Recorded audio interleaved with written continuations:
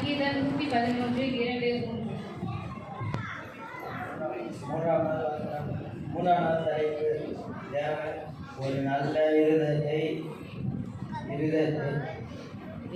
உயர்த்துகிறார். மூன்றாம் நாள் வசனம். ஈசாவின் குமாரனாகிய தாவீதை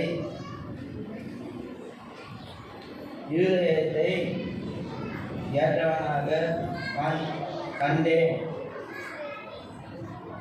எனது சித்தமானவைகள் எல்லாம் அவன் செய்வான். அப்போஸ்தலர் 13:25. நான்காம் நாள் தலைப்பு தேவன் தயாள குணத்தை விரும்புகிறார். நான்காம் நாள் வசனம். இப்படி பிரயாசப்பட்டு பலவீனரை தாங்கவும் வாங்குகிறதை பார்க்கிலும் கொடுக்கிறதே பாக்கியம் என்று கர்த்தராகிய இயேசு சொன்ன வார்த்தைகளை நினைக்கவும் வேண்டும் என்று எல்லா விதத்திலேயும் உங்களுக்கு காண்பிப்பேன். அப்போஸ்தலர் 20:35. ஐந்தாம் நாள் தலைப்பு தேவன் அனைவரையும் விரும்புகிறார். ஐந்தாம் நாள் வசனம்.